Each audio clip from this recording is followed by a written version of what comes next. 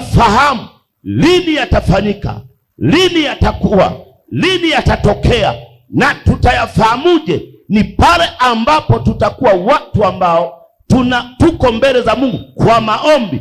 Na tunapokuwa na maombi, niliongea jana kwamba maombi ni kupata mwelekeo sahihi wa kupata majibu ya kile ambacho unataka kitokee. Kwa hiyo mtu ambaye yuko kwenye maombi muda mwingi, tunamaanisha kwamba huyu mtu atakuwa na mawasiliano kamili na Mungu. Mambo yake hatabahatisha, kwa kuwa Mungu atamjulisha mambo yake yajayo. Amosi 3:7. Amosi 3:7. Mungu anasema hatafanya jambo lolote pasipo kuwajulisha watumishi wake siri. Kwa hiyo mtu anayeweza kuyajua majira sahihi ni yule ambaye muda mwingi yuko sambamba na Mungu kwa maombi, kwa sababu yale maombi yanampa taarifa. Atapokea mbele za Mungu wake. Mungu wakati anamuomba huyu mtu, Mungu anamletea taarifa kuhusu maombi aliyoyaomba. Haleluya! Kwa hiyo majira sahihi ya Mungu ni majira ambayo mtu wake anapewa taarifa ya kufanya jambo fulani kwa wakati huo. Kwa sasa usipoyajua, utajikuta kwamba utabahatisha chochote unachokifanya. Amen. Usipojua majira sahihi ya kufanya vitu, matokeo yake hutafanya unachostahili. Kama haujui majira ya kufanya jambo lako, kama hujui kwamba hili jambo limefika muda wa kufanya, usipojua, utajikuta unafanya kitu ambacho sio sahihi kwenye maisha yako. Utabahatisha, utabuni. Lakini mtu wa Mungu, ili kusudi afanye vitu vitakavyoleta faida maishani mwake, ni kwanza ajue majira sahihi ya kufanya vitu vyake maishani mwake. Usifanye kwa sababu mtu fulani umemwona anafanya. Usianzishe biashara kwa sababu mtu fulani unamwona ameanzisha. Kama unaanzisha shughuli yako yoyote, anzisha kwa sababu ni majira ya Bwana ya kuanzisha. Haleluya! Na majira yale yatakusaidia kufanya bila kuingia kwenye shida. Haleluya! Kwa mtu huyu kama hajui majira sahihi, atafanya kisichostahili, lakini atabahatisha cha kufanya. Hata kufurahia anachokifanya, hata furahia anachokifanya. Haleluya! Hata furahia anachokifanya. Kwa unapofanya jambo, hebu yajue majira sahihi. Tuendelee kidogo. Usipotambua majira sahihi, hata kama majira hayo yamefika, huwezi jua. Kwa maana usipoungana na Mungu kiroho, usipofikia utu uzima kiroho, usipoelewa haki zako kiroho, hata wakati wa kupokea haki zako kwa Mungu huwezi kujua. Wagalatia 4:1 anasemaje? Nisomee tuone hapo. Sio andiko lililokuwepo hapo. Ninaongelea usipotambua majira sahihi. Hata kama majira hayo yamefika, huwezi kujua. Kwa nini? Kwa sababu unakuwa mchanga kiroho. Inasemaje? Galatia 4:1.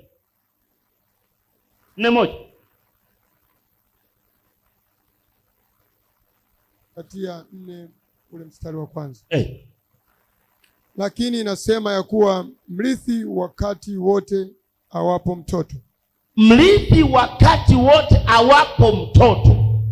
Hana tofauti na mtumwa. Hana tofauti na mtumwa. Angawa Bwana wa yote. Japokuwa ni Bwana wa yote. Bali yu chini ya mawakili na bali yuko chini ya uangalizi. chini ya mawakili na watunzaji. Ndiyo. Hata wakati uliokwisha kuamriwa wa Baba. Hebu rudia hiyo. Hata wakati uliokwisha kuamriwa na Baba. Hata wakati ukishafika wa kuamriwa na Baba. Malizia. Kadhalika na sisi tulipokuwa watoto tulikuwa tukitumikishwa na kawaida za kwanza. Inatosha. Bwana Yesu asifiwe sana. Kwa mfano, mtoto huyu hapa ni mtoto ambaye anaweza kuwa ni bwana wa yote. Baba yake anamiliki vitu vya fahari, ana magari, ana majumba, ana kila kitu. Lakini huyu hapa mtoto huyu, huwezi ukampa zile mali aziendeshe. Bwana Yesu asifiwe sana. Kwa nini? Kwa sababu ni mtoto, hana uwezo, ila atakuwa chini ya uangalizi. Chini ya uangalizi sasa kiroho ni nini? Ni kwamba mtu wa Mungu asipokuwa na ufahamu wa kuelewa mamlaka iliyo ndani ya Kristo Yesu, ile mamlaka Roho Mtakatifu anaifahamu, anaijua. Na kwa kuwa huyu mtu aliyeokoka ni wa thamani sana mbele za Mungu, anachokifanya Roho Mtakatifu ni kwamba ataendelea kuitunza haki ya huyu mtu mpaka huyu mtu aje afike mahali kujitambua ya kwamba mimi ni mrithi pamoja na Kristo. Lakini kama huyu mtu ni mwoga, ni mtu ambaye hawezi, ni mtu ambaye hajui neno la Bwana, anaweza kuwa ni bwana wa yote lakini akaendelea kuishi maskini. Haleluya. Anaweza kuwa ni tajiri lakini kwa kuwa hajitambui, my God, anaweza akawa ananyanyaswa kuwa kibarua, kumbe yeye ndio alitakiwa kuwa mwajiri. Kwa nini? Kwa sababu ndani yake umeingia woga ambao nilifundisha jana kwamba ni kwa sababu tulilelewa kwenye familia zisizokuwa na nguvu, zisizotupatia uwezo wa kwamba sisi tunaweza. Bwana asifiwe. Ndio maana unakuta leo hii hata wewe mwenyewe unatakiwa kujichunguza unavyoishi na watoto wako. Kuna tabia ambazo mzazi anaweza kuwa na mwendelezo kutokea kwenye familia yake kuingia mpaka kutokea kwa wazazi wake mpaka na wewe unakuja kuingiza mpaka kwa watoto wako. Fikiria jinsi unavyowatreat watoto wako, yaani unavyowalea. Unakuta kwamba tulikotokea hakukuwa na vitu vya thamani. Sawa, niliwahi kuhubiri siku moja hapa, nilikuja hata kitu napendaga sana kukaongea. Vile vile kwa kuwa wewe umetoka kule umekuja kwako, na yawezekana wewe Mungu amekubarikia una vitu vya thamani kuliko wazazi wako. Cha kushangaza, mindset yako imefunganishwa na udhaifu wa kutokea kule, kwa kuwa tulikuwa tunalia kwenye sahani za plastiki zile. Hata watoto wako ukiwapa chai, ukiwapa juisi, unawapea kwenye glasi za plastiki. Ukimuona ameshika glasi, wewe unashika nini? Kwa mtoto anajuaga vitu vya thamani sio vya kushika yeye. Hata chakula unampakulia kwenye sahani ya mfupa, maana humwamini kama ana uwezo wa kukea sahani ya udongo. Kwa ule ufahamu unajengeka kwa mtoto kiasi kwamba anapokuwa hana uwezo wa kukacha vitu vikubwa, yeye ana vitu vidogo vidogo dhaifu ndani ya moyo wake, na ndio maana anapokabili vitu vigumu anaogopa, maana hajawahi kuundiwa vile vitu vigumu. Kwa anabaki anatetemeka, akigusa tu anasema wewe kama nikakubwa mama atakuua. Acha kwa mtoto tote ni twa vitu vidhaifu. Sasa wanakuja kukua, watakuja kuwa waume za watu, watakuja kuwa wake za watu. Sasa hawa wamelelewa kwenye uoga. Kwa ukimwambia kuna maisha mengine unaweza kuyabadilisha, kwanza anapiga mahesabu. nitayabadilishaje maisha? Kwanza sina hata ndugu ambaye amesoma ambaye anaweza hata kuniita mjini akanisaidia, au sina hata familia ambayo ina uwezo wa kunisaidia. Maana akili yako haina uwezo wa kwamba wewe mwenyewe unaweza kuanzisha kitu ambacho watu watashangaa. Hauna, ila una uwezo wa kufikiria kwamba ndugu fulani ndio ana uwezo wa kukusaidia ndio kaonekana. No, hiyo sio kweli. Wewe binafsi unaweza wa kufanya kitu ambacho wengine wakashangaa, ila ni mfumo wa akili ambao haujaufungua.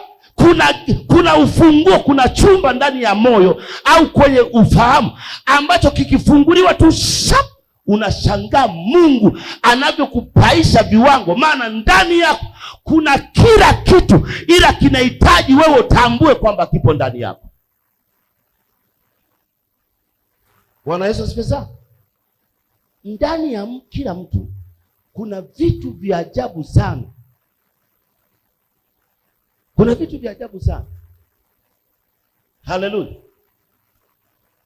Mungu ametupatia miti, si ndio? Lakini Mungu akamwambia mwanadamu, nenda kaishi. Unaona kinachotokea kupitia mti tu mmoja, ambacho mtu mmoja alipokaa akagundua vitu vingi sana. Kwenye mti mmoja huo huo mtu aligundua kuna kiti cha kukalia. Kwenye mti aligundua kuna penseli. Alijua kuna daftari. Alijua kuna karatasi. Ni mti unauona, lakini mmoja alipoutazama alishangaa, kumbe humu kuna sofa. Haleluya. Anashangaa, yani humo ndani ya humo. Alipoyaona mawe akagundua kumbe na mawe humu kunaweza kutokea chuma humu. Ni ndani ya kitu ambacho kiko ndani ya mtu. Hata wewe hapo ulipo unaweza kufungwa na mazingira katika jina la Yesu. Moja ya kitu unachotakiwa kukidhibiti ni mfumo wa mazingira yanayorotate kila siku ndani yako. Ile ndio vita kubwa. Operiki. Yaani kama kuna kitu unatakiwa kufanya vita, ni mfumo uliokulia ndani yako. Kile chakula ulicholishwa, maneno ya mitaani, tabia za mtaani, watu wanasemaje, mwaka huu ni mgumu, na wewe umesikia. Lakini nini umebahatika ni kwamba wewe umepewa jina lipitalo majina yote. Sema amina. Wakati hauna mtu wa kukusaidia, wakati hauna ndugu wa kukusapoti, wakati hauna rafiki wa kusema njoo huku, Mungu akakukirimia jina lipitalo majina yote, ambalo ni jina la Yesu. Ndani ya jina la Yesu kuna heshima, kuna utukufu, kuna uwezo, kuna utajiri, kuna maisha ambayo mtu akisha kumwelewa Yesu hategemei marafiki uliosoma nao. Yesu hategemei watu uliotoka nao kijiji kimoja. Yesu anategemea umwelewe, alafu yeye akusapoti. Wakati Yusufu amemwelewa Mungu, akaingia Misri. Misri hakukuwa na mjomba, hakukuwa na baba mdogo, hakukuwa na ndugu zake. Yeye alitembea na Mungu. Alipotembea na Mungu, cha kushangaza, Mungu akamfanya Yusufu kuwa waziri mkuu katika nchi ambayo baba yake hakuwahi kuishi, ila yeye kwa sababu alikaa na Mungu, Mungu akambeba akampeleka mahali ambapo Yusufu hakustahili. Kwa nini hakustahili? Kwa sababu hakuzaliwa kule. Lakini alichokifahamu Yusufu akasema, nimtendeje Mungu dhambi kubwa hii nikamkosa? Tunachohitajika kwake Mungu, tukimpenda Mungu anatufanyia connection.